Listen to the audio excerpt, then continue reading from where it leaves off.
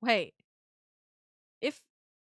if Ganondorf is the last living male member of the Gerudo people, how do they have children? Like, you see small Gerudo women, where do they come from? I need to look this up. What?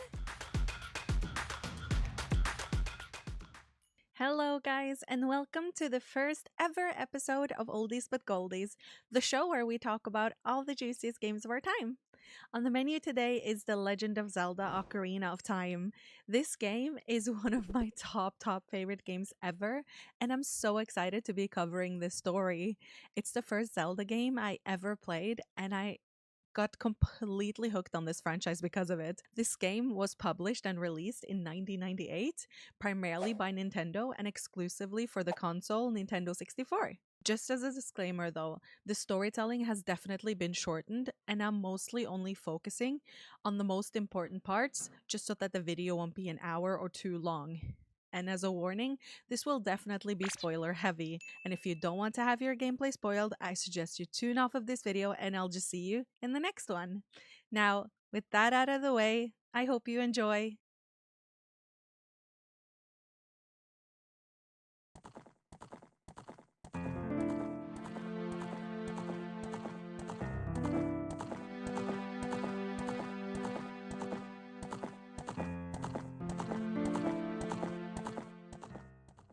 Only true Zelda fans know the greatness of this masterpiece. This game paved the way for all the Zelda games that we know and love to this day. It has left a lasting impression on its users in its time, and some might even deem it as one of the greatest games to ever be published. Now, we all know how most of the Zelda games work. We're this sexy stud named Link, the main protagonist, a glorious knight in sexy tights and a green tunic, who is tasked with saving our beloved princess, Princess Zelda. In Ocarina of Time, Link is awoken from a nightmare by the fairy Navi. You know the one that always goes, Hey, listen! yeah, that one. Navi brings Link to the Great Deku Tree, who has been cursed, and tasks Link with stopping an evil force who's trying to take over the world. That evil force is named Ganondorf, who is the only living male member of the Gerudo tribe and its king. You know the Gerudo people, right? Where they have those women with the huge badonkadonks that always go, arara. Yeah, them. His whole thing is that he wants to take full control over the land of Hyrule by finding the Triforce, which is sealed inside the sacred realm. Link is ultimately tasked by this huge ass tree to prevent that from happening at all costs. The Triforce is a sacred relic that was left behind by goddesses after the creation of Hyrule, and one of the goddesses, Hylia, was tasked with keeping this Triforce safe as well as the world that had just been created. The Triforce was sealed inside something called the Sacred Realm, which is basically described as the holding place for the Triforce. The goddess was eventually reborn, but this time as a mortal human instead of a goddess named Zelda. And that's when the protection of the land and the relic fell onto the hand of the royal family of Hyrule. There's just so much great story to cover here, but since we're talking about Ocarina of Time, let's just not get too far off of the main plot that we have today, and maybe we'll just do a separate video of the creation of the Zelda franchise and cover all of the early story. But, like, isn't this just such an intriguing story, guys? I honestly love it. All right, so while Link is in the Temple of Time, uses the Ocarina of Time, which was a gift from Zelda that allowed him to open the door to the Sacred Realm. Here he would find the Master Sword. Link sadly fails in his quest to wield the sword, as it sealed him inside the Sacred Realm when he tries to pull it out of the pedestal. This sword is able to repel evil and is a power that was originally made by the goddess Hylia. It is a sword that accepts a user or a hero to wield it when he or she has shown true courage and gone through a ton of tests proving themselves worthy of wielding it. When Link gets sealed away, it allows Ganondorf to get his hands on the Triforce at last. He had actually managed to make his way into the Sacred Realm after Link and had waited for his chance to strike. Many years pass, and Link finally manages to wake up.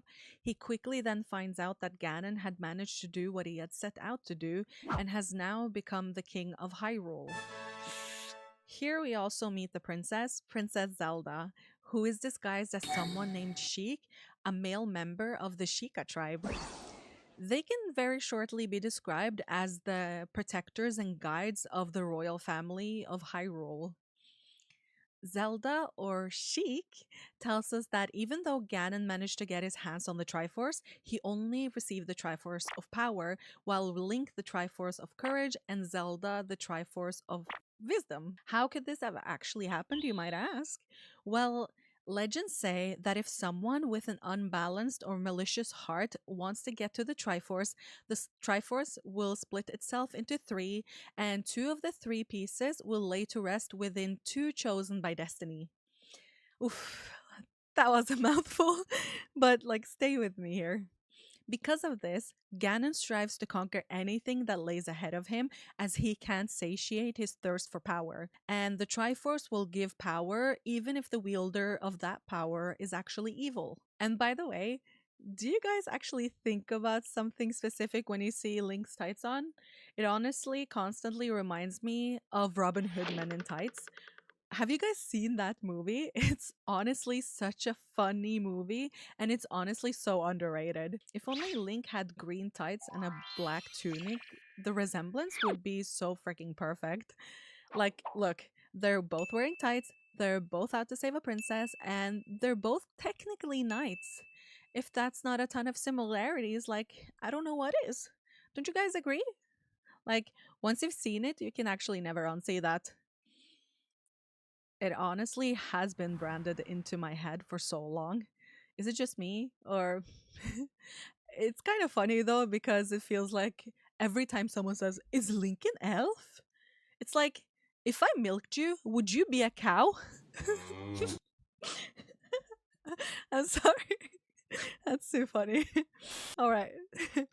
This game was one of the most anticipated games on its release and garnered a lot of interest. It went on to actually sell over 7 million copies worldwide, which is a whole ton. What set Ocarina of Time apart from its predecessors and many other games was not only its dynamic open world experience, but also of how well put together it was in general.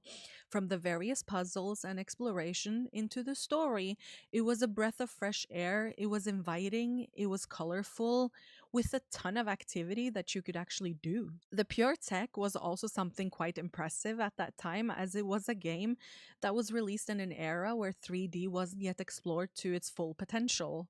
Some argue that this wasn't even the first game to release an open world 3D game. And yes, that is very true. However, the overall experience of Ocarina of Time truly set an example for future development of games.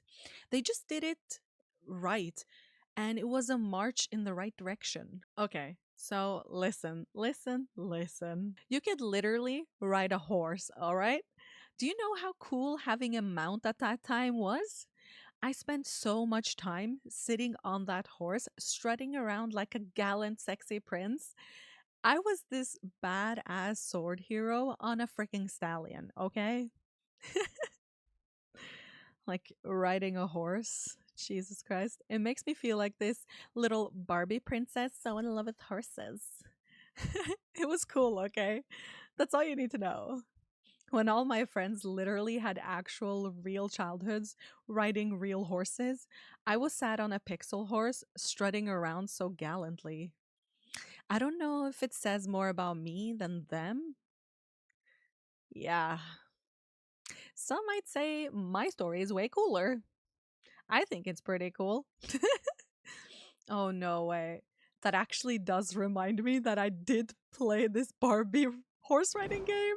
I think it actually was for the PlayStation 1. Oh no, I just shot myself in the foot, didn't I? I guess I am a Barbie princess. This game had so many features that blew people's minds. It was somewhat revolutionary in the gaming world as it introduced new features that had not been fully experimented on previously. It had this lock on feature on targets with the use of Navi, the fairy guide. So every time you use that feature in a different game, remember it was actually first done correctly here first, guys. And don't worry, I know what people think about Mario 64 and that revolutionary game. Let's just not have that discussion, as that game is just so amazing as its own self with its own features in the 3D aspect. As I mentioned, Ocarina of Time really set itself apart from other games in the same genre and really did release with a bang. It quickly became the most sold game for many years going. Like, this game paved the way and gave life to other Zelda games that we know and love today, like Majora's Mask and Breath of the Wild. It honestly just let kids be kids. It let you explore a world to the fullest, and at times it even gave you true life lessons with its super amazing storytelling. I definitely have some life lessons that I still remember from it that really truly gave me so much to think about. And I really honestly just cherish the experience I had in this game as a child. And honestly, I really do think a lot of people share that sentiment. There was this concept of time travel, which was a really cool part of the gameplay, where you could play as both the young and adult Link.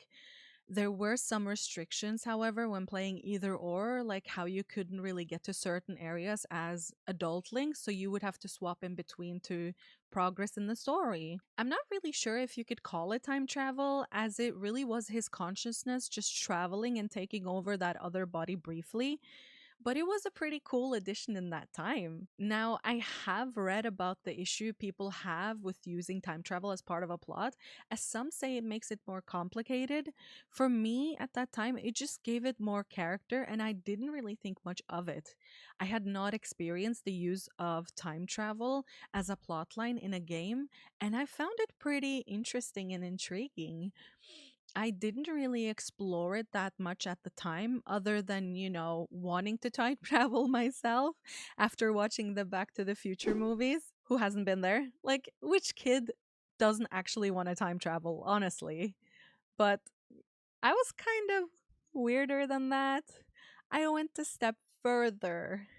I really wanted to travel to different dimensions, even like how they do in the Marvel movies. I was thinking of seeing dinosaurs for crying out loud. Not sure if that's me just trying to get myself killed or just having a wild imagination. Like, traveling to a different dimension isn't really the same thing as time travel, but you get the gist. Like, I was a weird kid. I don't know if you guys have seen it or not, but have you guys seen the SMOSH's Legend of Zelda rap? Like, they have over 80 million views or something, so I bet a lot of you actually has. This song is so great and it was so well put together and it was so catchy. I love that song, and honestly, sometimes I just start jamming to it when it pops into my head. Can you guys like even believe it was released 12 years ago? I'm really starting to feel old. If you haven't heard that song, I definitely think you guys should check it out. When talking about music, by the way, we really have to mention how intriguing the music of the game was. It really was an integral part of your gameplay, and it really completed your immersiveness into the games. I don't know if you guys have heard the Zelda soundtracks, but they're so great. They're so freaking soothing, calming, and so fun to listen to. I bet most people that hear soundtracks from this game, they will definitely reminisce and know that it's from Zelda. It just has this way to it, and it really just makes me feel so nostalgic every time I hear it. Koji Kondo, which is one of the composers with a lot of great contributions to many of the Zelda games, truly does an incredible job of immersing you as a player into the gameplay with the use of music. This game is overall a great combination of great open world experience, great soundtrack, and a great storyline, which all in all just creates such an amazing game that truly immerses you and gives you such a solid gaming experience. Like, I don't think there's a lot of people that haven't heard about this game. It's just so well known all over the world. So, no matter what generation you're from, you might have dipped your fingers in it at some point. All right, guys. So, we've completely went sideways on the storytelling here. So, let's divert ourselves back into it. So, how does it actually end? Well, after Ganon kidnaps Princess Zelda, when she reveals herself as being Sheik, Link heads into one last battle to save both the princess and the entire world of Hyrule. Basically, Zelda had been guiding Link disguised as Sheik this entire time, as I mentioned, having him wake up all the six sages to help with defeating Ganon. And as he does that, she finally reveals herself as being the seventh and last sage Link had to use to do that part. And as she reveals herself, Ganon actually manages to run away with her in his arms and puts her in a castle. Link manages to defeat Ganon in the end as he is righteous and he's good. And that actually gives him more power from the gods and the Triforce. Ganon is then tossed into the void, which used to be the sacred realm that had now been tainted by Ganon's evil. But before this can happen, he says that he will definitely have his revenge in the future when the seal is broken. And that, guys, that's where I'll leave you with the story. Now, there's just one question that remains. Would this game still be worth playing to this day? And honestly, yeah, it definitely is. I would recommend giving this game a try, even if it's an old game. Just some precautions though, as you might have seen throughout the video. The graphics aren't really new, and if you aren't really used to playing more pixelated games, and the more modern audience might at times find it a little bit more awkward, but it's still such a great experience. And who knows, like maybe you'll find yourself enjoying something you didn't attempt before. I bet though that most people that click on this video have definitely relished themselves in this game. But for those that haven't, you never really know if you'll enjoy something unless you try it out, right? If you do attempt it, try to just enjoy the story, immerse yourself into the gameplay, and honestly just have fun and enjoy the process. If anyone does try it out though, let me know how it went for you in the comments below. I would love to know what you guys actually think about the game.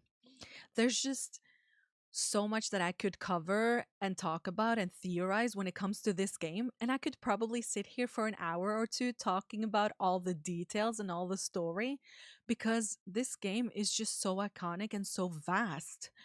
But I'll leave you guys here for this time.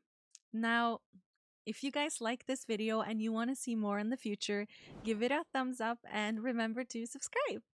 Thank you so much for watching, and I really hope you have a lovely day. I'll see you in the next one. Bye! Guys, I'm having a real crisis here. Is Ganondorf all of the Gerudo women's daddy? Um, um, does Ganondorf birth all the women? Why don't I know this? Why did I never think about this or look it up? Is Ganondorf daddy? Now I really want to rewatch Robin Hood Men in Tights. I should go watch it. After I'm done with this, I definitely will.